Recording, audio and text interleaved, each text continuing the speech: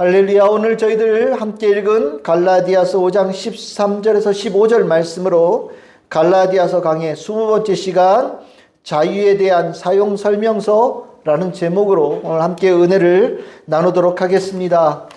이 갈라디아서 후반절에 오면서 계속해서 반복해서 이 자유라는 단어가 중요한 단어로 나오고 있습니다.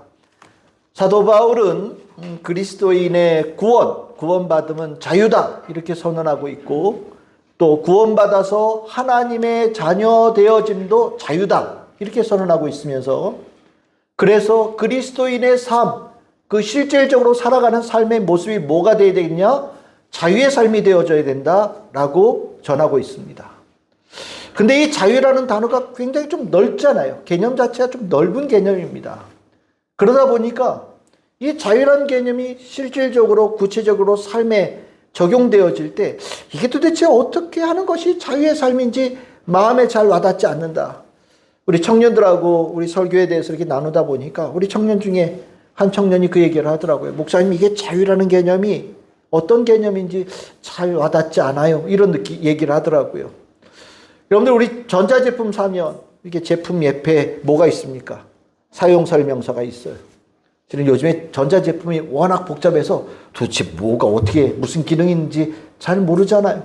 그럴 때 우리는 사용 설명서 이렇게 펴니다. 그러면 그 안에 어떻게 작동되어지고 어떤 기능이 있고 어떻게 이게 뭘 하는 건지 뭐 이런 내용 들어있죠. 그러면서 더불어서 이거 이런 데 쓰면 안 되는 거예요. 이러면 큰일 납니다. 이러면 빨리 고장 납니다. 뭐 이런 얘기도 책자 안에 이렇게 들어있잖아요.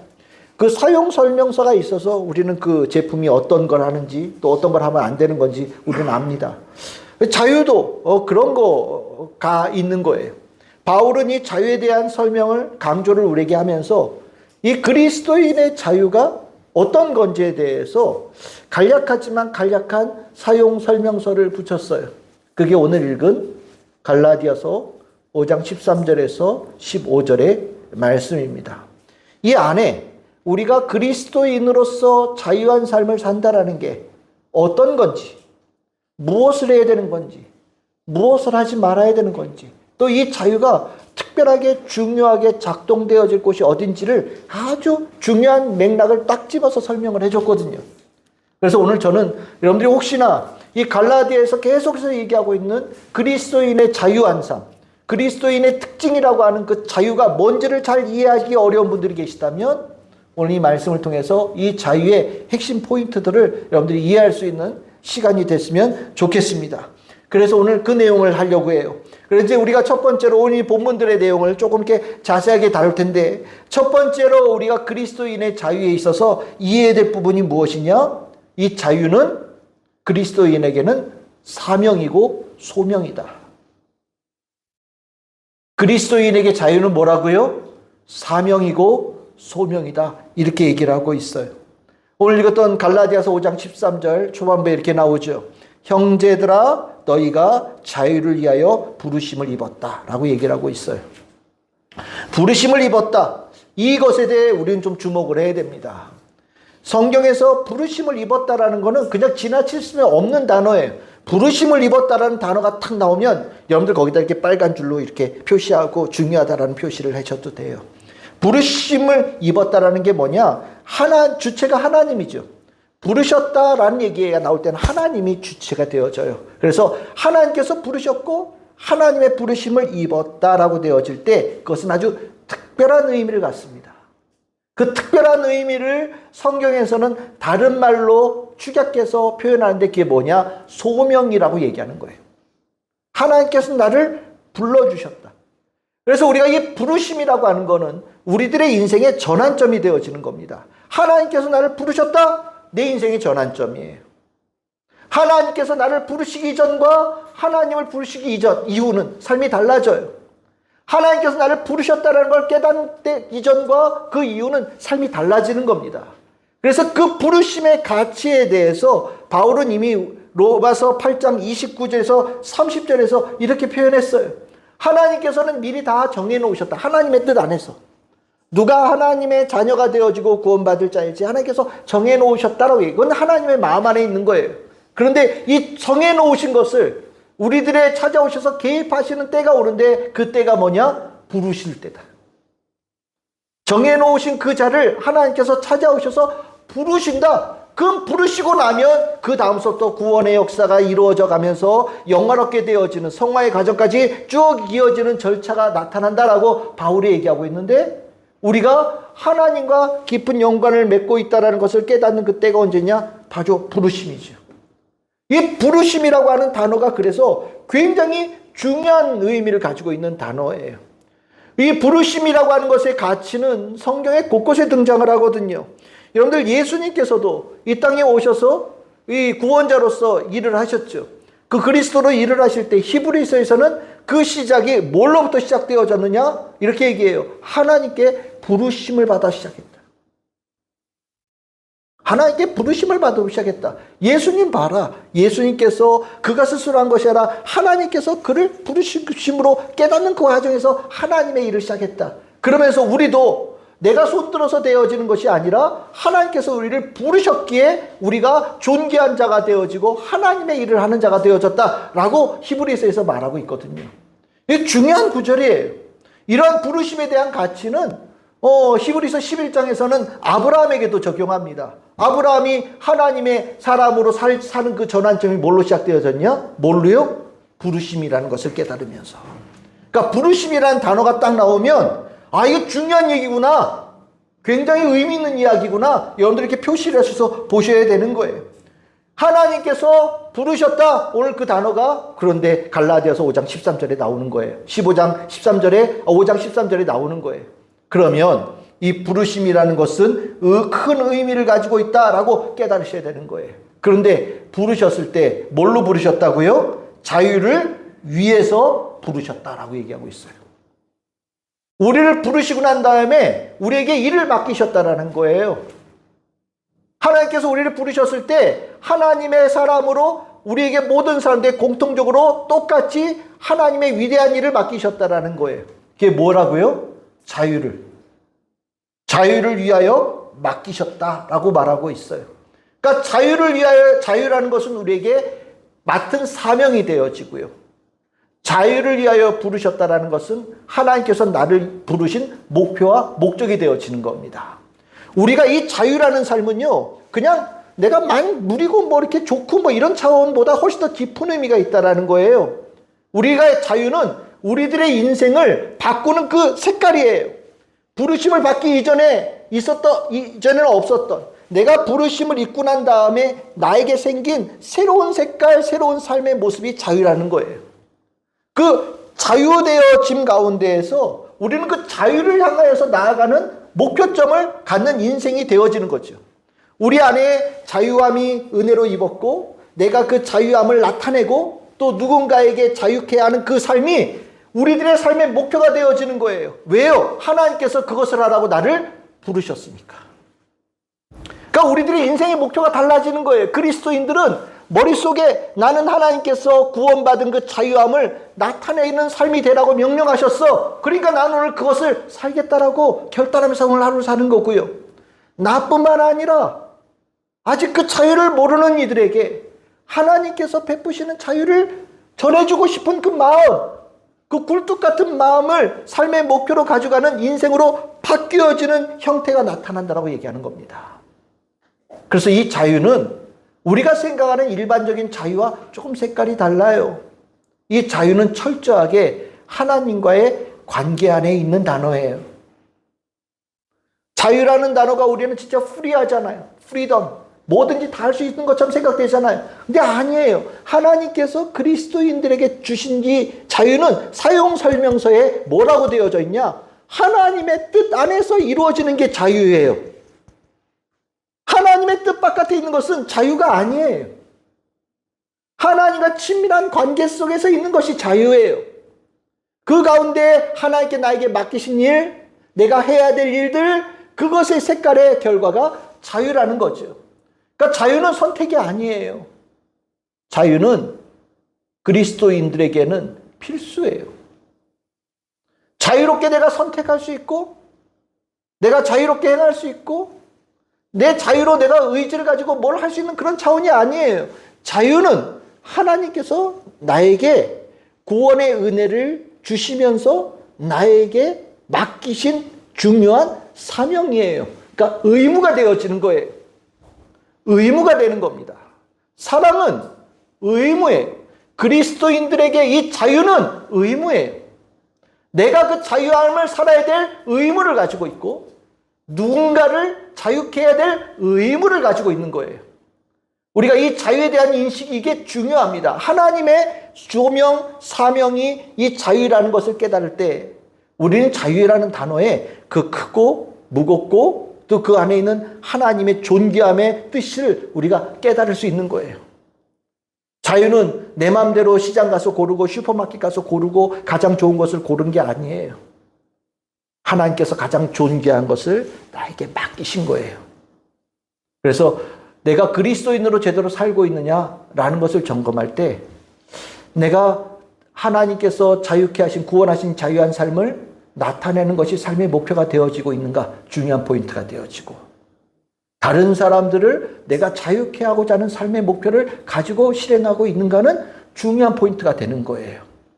저는 우리 성도님들의 삶의 목표에 이 자유가 확고하게 서 있기를 바랍니다. 나를 부르신 이유의 목적이에요. 사명이고 소명이에요. 이것을 이해하는 것이 자유에 대한 설명서의 첫 번째 챕터다 바울은 얘기하고 있습니다. 그러면 두 번째 챕터는 뭐냐? 이 자유를 육체의 만족을 위해서 사용되어져서는 안 된다라는 것을 두 번째 챕터에 쓰고 있어요.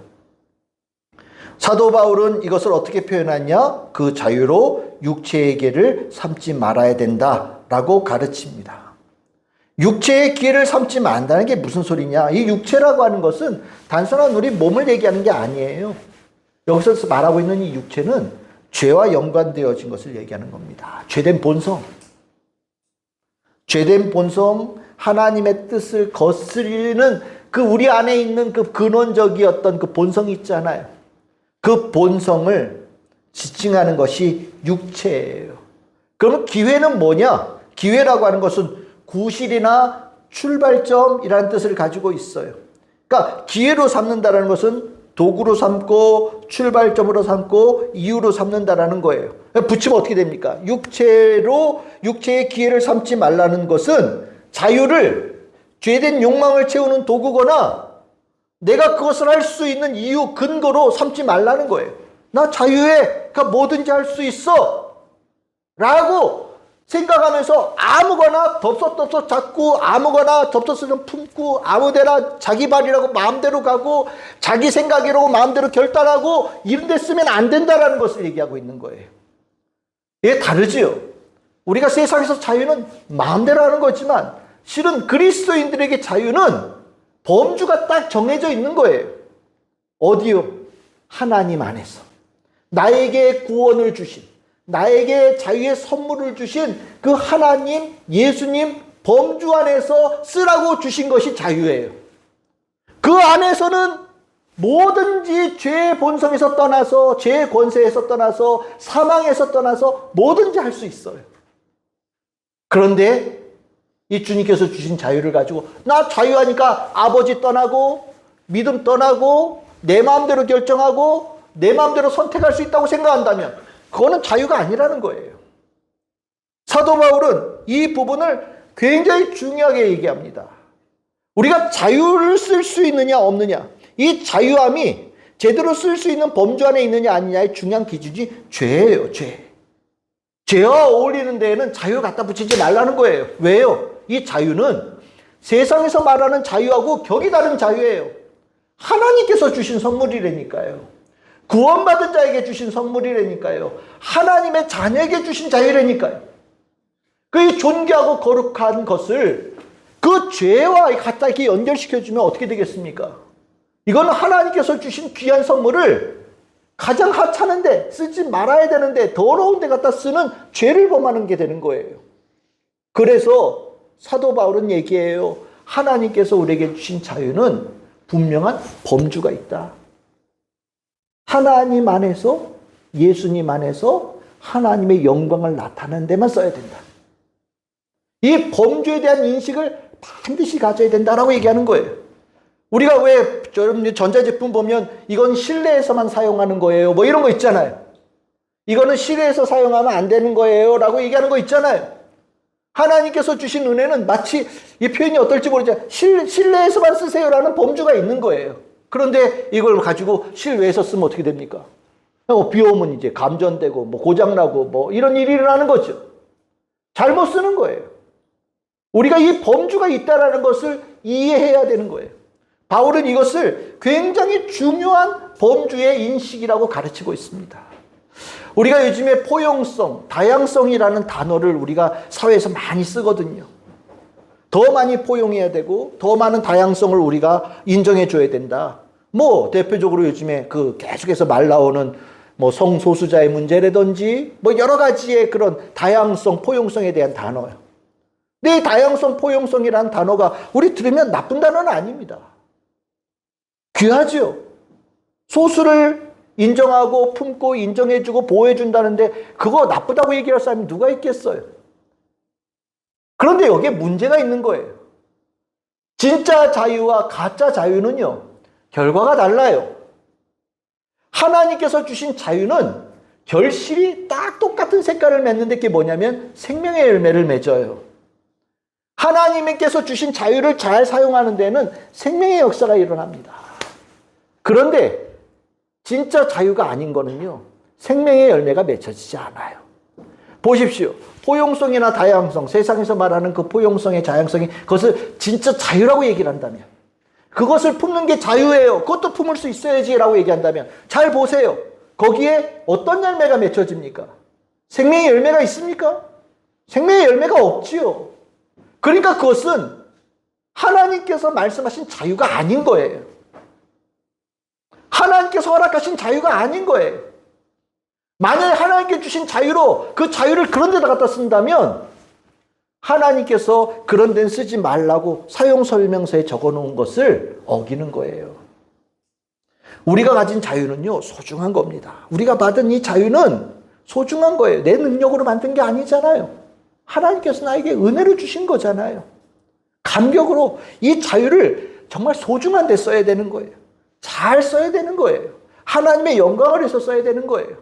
우리 성도님들이 이 자유에 대한 범주가 하나님 안에서, 예수님 안에서 하나님의 영광을 나타내는데, 그리고 생명의 열매가 있는 곳에 써야 된다는 것 꼭 기억하시고, 이 자유라는 단어 앞에서 더욱 겸손해지고 그 자유를 소중히 여기는 우리 성도들 되기를 소망합니다.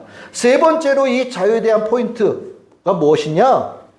그리스도인들에게 자유는 오직 사랑으로 서로 섬기고 봉사로 실천하는 것이다. 이 자유를 제대로 사용하는 건 모범적인 예가 뭐냐라고 물으면 그 자유는 봉사하고 섬기는 데 쓰는 거다 라고 바울이 가르치고 있어요. 그것을 사도 바울은 오늘 13절 하반절과 14절에 이렇게 표현하죠. 오직 사랑으로 서로 종노릇하는 거다라고 표현합니다. 이게 종노릇하다라는 것은 비유적인 표현이에요. 종처럼 뭐 이렇게 우리 종이라고 하면 비굴함, 뭐 이렇게 좀 낮은 뭐 이런 표현 쓰잖아요. 근데 종노릇한다라는 거는 섬기고 봉사한다라는 비유적인 표현으로 이해하시면 됩니다. 자유예요. 자유한다랄 때 그 자유가 뭐에다 쓰는 거냐? 사랑으로 섬기고 봉사하는 게 자유다. 이게 연결이 잘 되시기를 바랍니다. 우린 자유는 뭘 하는 거라고 생각하지 않고요. 보통 뭘 하지 않는 자유라는 다에 보통 쓰거든요. 나 뭐 하지 않아도 돼. 난 자유야. 뭐 이렇게 쓰는데 성경에서는 오히려 뭘 하는 것이 자유다라고 얘기를 해요. 근데 그게 뭐냐? 사랑으로 섬기고 봉사하는 게 자유다. 그게 자유가 제대로 쓰여지는 예다라고 가르치고 있습니다. 우리가 이 바울의 이 자유에 대한 사용 설명서를 잘 이해하셔야 돼요. 이 자유를 나를 위해서 쓰는 거라고 생각한다면 자유를 잘못 이해하고 있는 거예요. 이 자유는 나를 위한 권리로 이해하는 대신에 다른 사람을 위해 사용되어질 축복으로 이해된다라고 바울은 가르치고 있어요. 나를 위해서 쓰는 게 자유가 아니라 다른 사람을 위해 축복하면서 쓰는 게 자유다. 그리고 자유는 받는 데 쓰는 것이 아니라 주는 데 쓰는 것이 자유다라고 얘기하고 있습니다. 자유가 제대로 활용되어지는 예가 뭐라고요? 다른 사람을 축복하는 데 쓰여지는 게 자유에 잘 활용되어지는 예고, 내가 이 자유는 주는 것과 연결되어지는 것이 하나님께서 우리에게 주신 자유의 포인트다라고 얘기를 하고 있어요. 우리가 이 자유는요, 예수님이 우리에게 자유를 주신 그 모습에서 이미 그 모든 것들이 다 나타나죠. 우리는 죄에 얽매여 있는 자예요. 실은 우리는 이 십자가의 사망의 형틀에 이미 먼저 올라가 있는 자라고 생각하셔도 됩니다. 우리가 이미 지은 죄로 저 죽음의 형틀에 묶이고 못 박히고 창에 찔리고 피가 흘리면서 죽을 시간이 째깍째깍 다가오는 인생을 살고 있는 것이 우리의 인생이잖아요. 그 십자가의 죽음에 매달려 있는 우리를 예수님께서 불쌍히 여기시고 긍휼히 여기셔서 그 십자가의 형태에서 내려와서 우리를 자유케 해주기를 원하셨잖아요. 그래서 예수님께서 하신 게 뭡니까? 대신 그 십자가에 자신이 올라가서 매달리신 거예요. 예수님은 자유한 분이셔요. 완전한 자유한 분이셔요. 근데 그 자유를 어디다 쓰셨어요? 우리를 십자가에서 내려오고 대신 십자가에 자신이 매달리는데 그 자유를 사용하신 거예요. 자유를 쓰신 거예요. 그러면서 우리가 그 자유케 되어진 은혜 입은 자가 되어진 거잖아요. 우리 자유의 은혜를 입고 나면 처음엔 너무 좋죠. 십자가에 달려서 아프고 고통스럽고 죽음의 그 공포 속에 있을 때 내려오는 것만으로도 너무 기뻐서 아마 방방 뛸 거예요. 그런데 조금 지나면 내 대신 십자가에 매달리신 그 예수님이 보이잖아요. 나를 사랑하셔서 십자가에 대신 매달리신 예수님이 내 눈에 들어올 거 아니겠습니까? 그리고 나면 내가 이 자유케 되어진 이 상태를 어디다 씁니까? 혼자 좋다고 나 자유케 되어졌다고 방방 뛰는 데 쓰는 게 아니라 예수님께서 나를 자유케 해주신 그 모습을 그대로 이어가는데 자유케 되어진 삶을 사용하는 거 아니겠습니까? 그래서 예수님께서 그 자유로 십자가에 대신 올라가셔서 매달리신 것처럼 나도 예수님처럼 사랑으로 봉사하고 섬김으로 누군가를 자유케 하는데 쓰겠다라는 결단으로 이어지게 된다는 거예요. 이게 주님께서 우리에게 주신 자유를 잘 사용하고 있는 중요한 포인트다라고 바울이 가르치고 있어요. 그런데 오늘 여기 성경에 보시면 뭐라고 나옵니까? 오직 사랑으로 뭐 하라고요? 서로 종로로 타라. 이 서로라는 단어가 여러분들에게 주목할 필요가 있다는 생각이 들어요. 이 서로라는 단어는요, 대상에 한계가 없다는 거예요. 누구에게 특정한 한계를 두고 구분을 두고 하는 게 아니라는 거예요. 모든 사람에게 구분 없이 너희들이 받은 그 자유를 봉사하고 섬기는 데 사용하라는 말씀으로 우리에게 다가오고 있는 거예요. 우리가 자유함으로 낮아지고 자유함으로 겸손하고 친절하게 자유함으로 기꺼이 돕고 섬기는 일을 하는 것이 서로라는 단어 속에 있는 거예요. 남들이 하기 싫어하는 건 먼저 하고 다른 사람들이 꺼려하는 건 나서서 먼저 하고 다른 사람들이 귀찮은 것 즐겁게 하는 것, 이것이 자유라는 거예요. 봉사하고 섬기는 그 가운데 그 내용이 있다라는 겁니다. 주변의 사람들이 내가 그 봉사하고 섬기는 걸 통하여서 누군가 기뻐하고 행복함을 느낄 때 내 안에 내가 더 행복하고 함께하는 이들이 힘을 얻는 모습을 보면서 내가 더 큰 위로를 받고 내가 누구에게 사랑으로 봉사하고 섬기는 일이 있을 때 내 안에 계신 성령께서 크게 기뻐하시면서 그 기뻐하심을 나에게 느끼게 하는 그것으로 하나님께 영광을 돌리는 자가 되어지는 것. 이것이 사랑을 제대로 살아가고 있는 모범적인 사용이라고 가르치고 있다는 거예요. 자유는 그런 데 쓰라고 주셨다는 겁니다. 내가 자유하다고 혼자 좋아하고 기쁘고 나는 대단해, 나는 높아, 나는 멋있어, 나는 자유해서 너무 행복해, 뭐 이러라고 준 게 아니라 나를 자유케 하시려고 십자가에 달리신 예수 그리스도의 모습을 기억하면서 그 자유의 은혜에 감사함을 마음속에 담고 예수님처럼 가서 누군가를 살리고 일으키고 그가 격려되어져서 다시 하나님의 사람으로 일어나는 그 일에 그 자유함을 쓰도록 주께서 우리에게 원하신다라는 거예요. 그러면 이 자유는 이렇게 쓰는 거구나라는 이 기쁨이 성령님을 통해서 내 심령에 가득 차는 은혜 입은 자가 되어질 것이다라고 가르치고 있는 거예요. 우리는 이 자유 알아야 돼요. 이 자유함을 그렇게 써야 된다는 거 알아야 돼요. 이것이 하나님의 뜻이에요. 우리가 그렇게 구원받은 자유를 그렇게 쓸 때 하나님이 기뻐하셔요. 그래서 14절에 나오는 거예요. 온 율법의 한 구절을 인용한 게 아니에요. 온 율법은 이거에 대한 이야기다. 내 이웃 사랑하기를 내 자신같이 하라는 그 말씀이 성경 한 구절, 율법 한 구절을 인용한 것이 아니라 모든 율법에 담겨있는 하나님의 원초적인 뜻이다, 근원적인 뜻이다라고 바울이 가르치고 있어요. 무슨 소리예요? 여기 자신이 뭡니까? 구원받은 자신이에요. 자유케 되어진 자신이에요.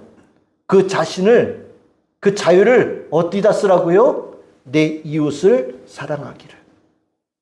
봉사로 섬기는 종로로 타는 데 쓰여지기를 하나님께서 원하신다라는 거죠. 그것이 온 율법에 한결같이 흐르고 있는 근원적인 뜻이다라고 전해주고 있어요. 우리는 이 자유, 구원받은 자유를 그런 데 쓰는 거예요. 그러라고 주신 거예요. 그렇게 쓸 때 하나님께서 기뻐하셔요.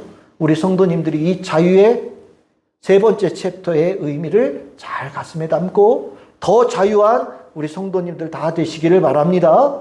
그럼 네 번째 챕터가 뭐냐?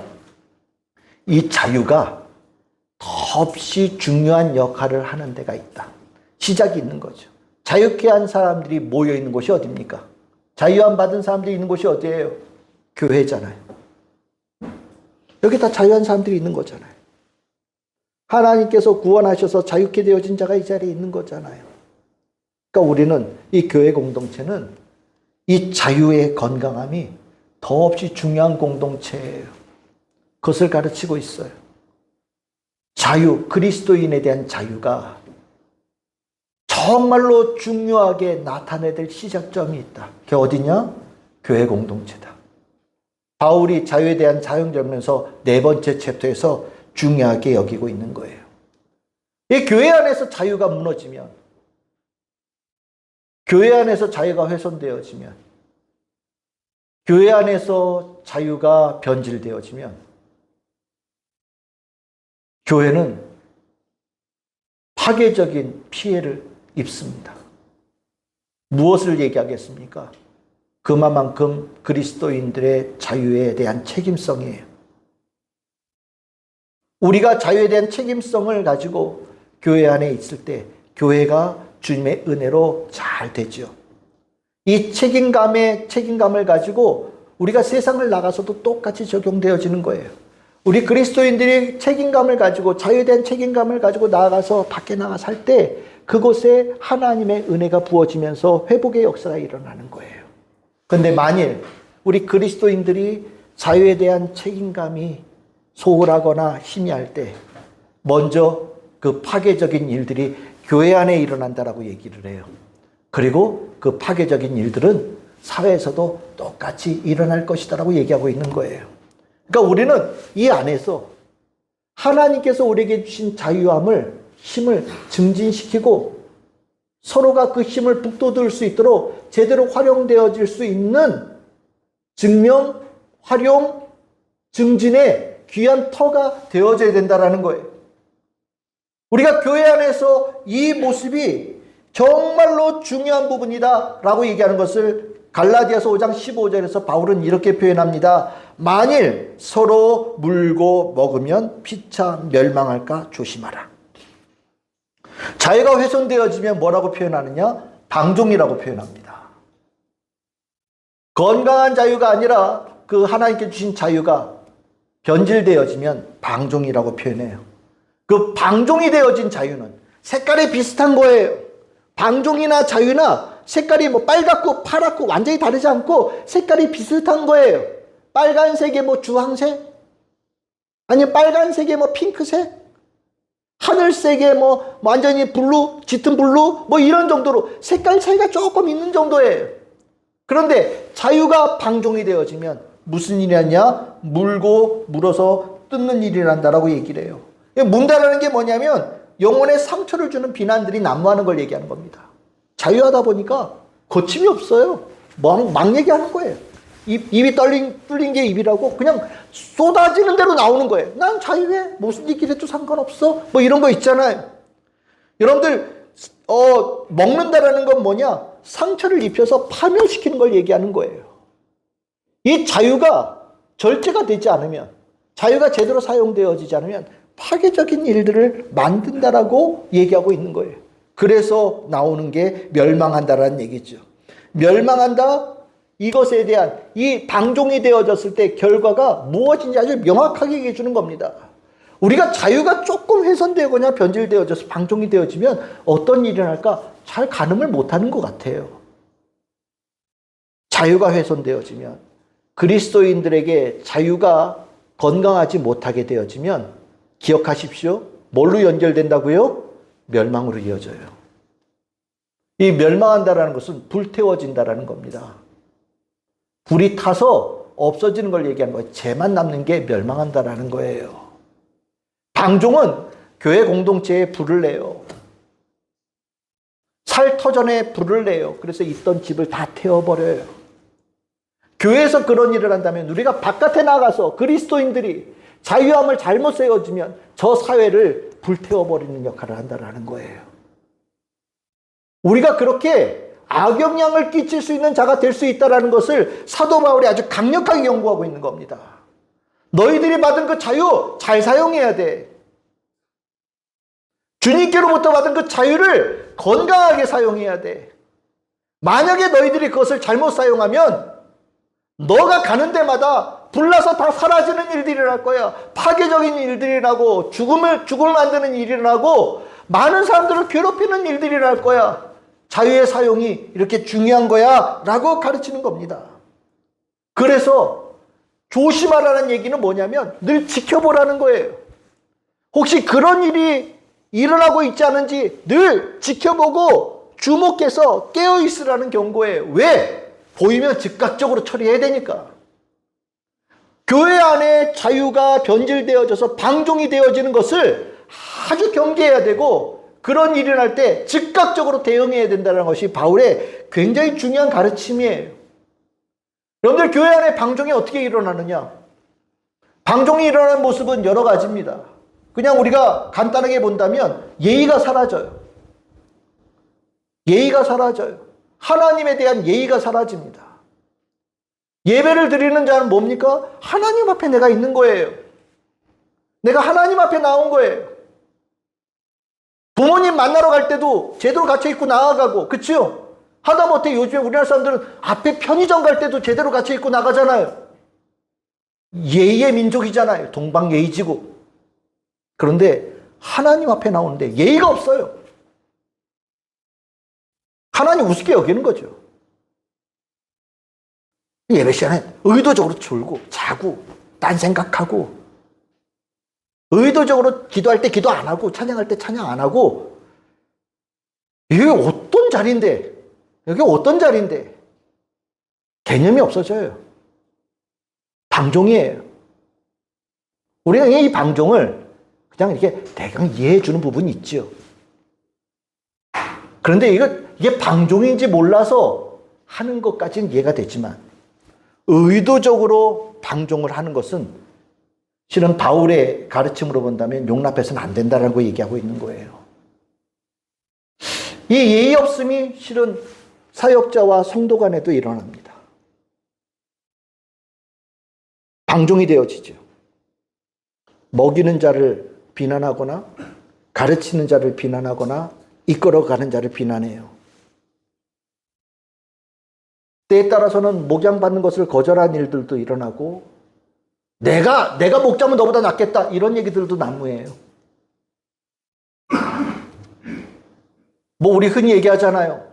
옆집 아저씨는 그렇게 잘해주던데 뭐 이런 얘기들도 나오고 수없는 얘기들이 나와요. 예의가 없음이 성도와 목회자들, 사역자들 사이에 일어납니다. 방종은 예의 없음으로 즉각적으로 나타나요.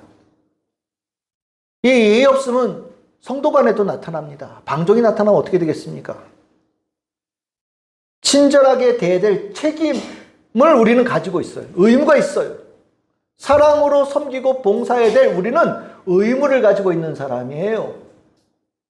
우리를 웃으면서 인사를 해야 될 의무를 가진 사람들이에요. 교회 내에서 모든 사람들에게 존중이죠. 요즘 젊은 애들 중에 영양가 없으면 인사 안 하는 애들도 있더라고요. 누군가에게 나에게 인사한다 그러면 영양가 있는 사람이에요. 똑바로 봤는데 나한테 인사 안 한다. 아, 걔가 나를 영양가 없는 사람으로 보는 거구나. 이해하시면 되는 부분들도 있어요. 교회 내에서 그렇게 해요? 예의 없는 거죠. 근데 그 예의 없음을 자기 자유라고 생각해요. 방종이에요. 성도 간에 예의 없음이 일어나면 끼리끼리 모습도 나타나고요. 갈등도 일으키는데 부끄러워하지 않아요. 싸움이 일으키는데 부끄러워하지 않고요. 큰 소리 내는 거에 대해서 부끄러워하지 않아요. 존중이라고 하는 단어는 진짜 하나도 없죠. 신앙 없음에 대해서 주장할 때도 거침이 없어요. 신앙 없음을 때에 따라서는 당당하게 얘기하는 경우들도 생겨요. 완전히 예의 없는 거죠. 방종이에요. 자유가 교회 내에서 이렇게 방종이 되어지고 나면 바울의 말대로 한다면 교회가 불탑니다. 그 방종이 교회에 불을 내는 거예요. 방화범이 되는 거예요. 여러분들 방화범, 예수 그리스도가 머리가 되신 교회잖아요. 여기에 불 내요.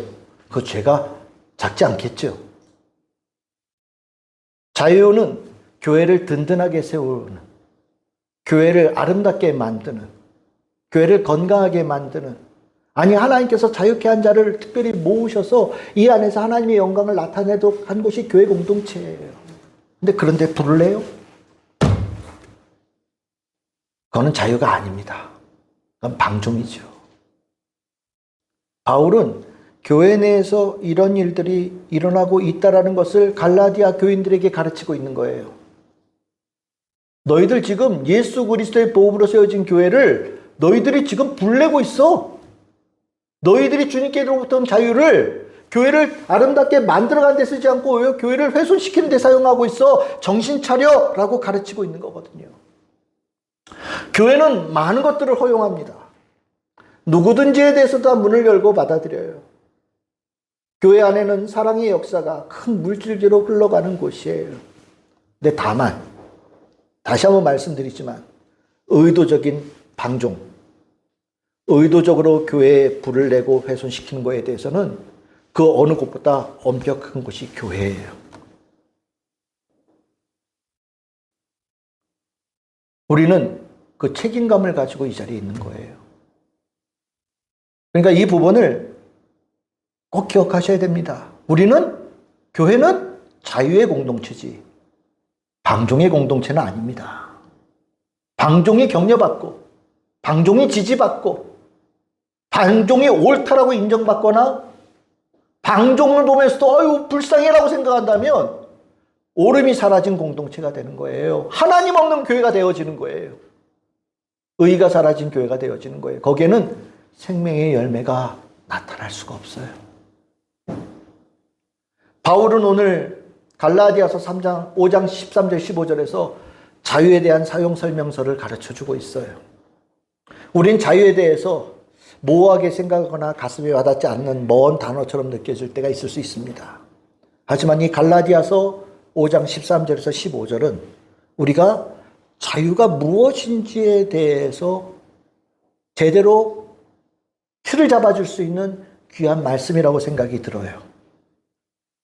자유의 은혜를 입은 자로서 이 자유를 잘 주님의 뜻대로 활용하면서 이 자유가 더없이 하나님의 영광을 나타내는 우리 성도들과 교회가 되어져야 되겠다는 생각을 갖습니다. 오늘 전 이 말씀을 준비하면서 우리가 회개할 때가 됐지 않았나라는 생각이 들었어요. 저 역시도 그렇고 혹시 주님께서 주신 자유를 방종으로 사용하는 그 모습이 있지 않았나. 우리가 혹 주님께서 주신 이 자유를 제멋대로 당연하게 예의 없이 있음으로 활용한 부분이 있지 않나. 하나님께서 나를 사랑하신다는 것 때문에 내가 하나님께 너무 버릇없이 굴거나 잘못되어진 모습을 그냥 부끄러움 없이 보내지 않았나. 돌아봐야 되는 회개가 있으면 좋겠다라는 생각이 들었습니다. 오늘 우리 참 즐거운 성도들이 오늘 이 주님께서 은혜를 주신 이 거듭난 삶의 자유를 소중하고 존귀하게 사용하겠노라고 회개하고 결단하고 이 축복이 우리 성도, 우리 교회, 우리 모든 성도들의 삶의 자리에 하나님의 용서하심과 새롭게 하심의 은혜가 임하여서 이 자유함의 축복이 새롭게 세워지는 우리 모두가 되기를 주님의 이름으로 축복합니다.